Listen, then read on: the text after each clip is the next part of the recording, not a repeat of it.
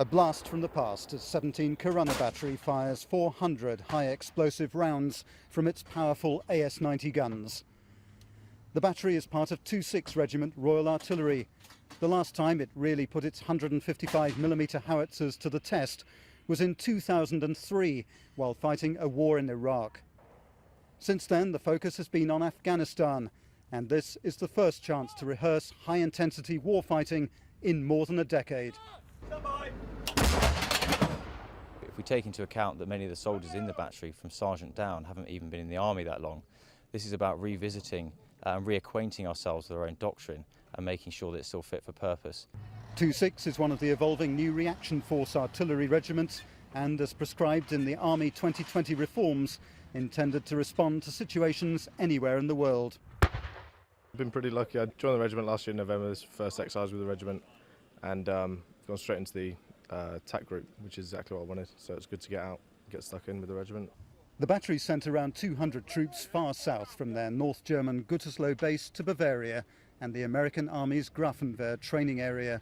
The 230 square kilometre site on the Czech border is one of the few places in Germany where AS-90s, with a range of nearly 25 kilometres, can be put to full use.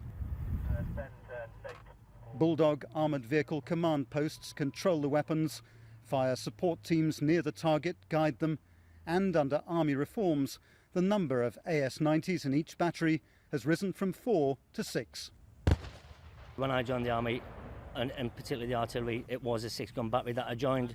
And then we had, obviously, the recent conflicts where things got a little bit disjointed, if you like, forming different teams. And now we're going back to what I originally joined, a 6-gun battery, fully manned, with the CPs and the FSTs in support, which actually it's good to see. Training, though, is said to be much more than a return to the past, and new software is being tested here to cut the time identifying and hitting targets. To avoid shooting down friendly aircraft, the battery now has its own forward air control, but the focus hasn't purely been on conventional warfighting. Afghan-style scenarios haven't entirely vanished from training. Earlier, before I got here, soldiers were dealing with simulated refugees, all part of the much broader spectrum of conflict soldiers and the new-look British Army are preparing to face. It's what the Army calls hybrid foundation training. In simple terms, that means preparing for the unexpected, from farmers angry about troops on their land to a conventional enemy that melts away and adopts guerrilla tactics. For most gunners here, though, the most exciting thing seems to be the resumption of high-intensity warfighting training, and not only firing their AS-90s, but moving them around too. Before Afghan training, most time we just come out and fire the guns. We didn't do many maneuver, so now we're getting back to maneuvering what the guns were designed for. 17 batteries experience awaits the rest of 26 Regiment, now in Afghanistan, where gunners protect Britain's Camp Bastion desert base.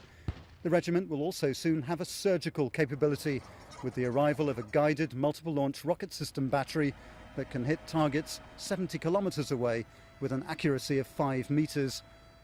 A reformed 26 is to be fully operational by the spring and expects to remain in Germany at least another 3 years before moving to Larkhill. Rob Olver, Forces News, Grafenwoehr in Bavaria.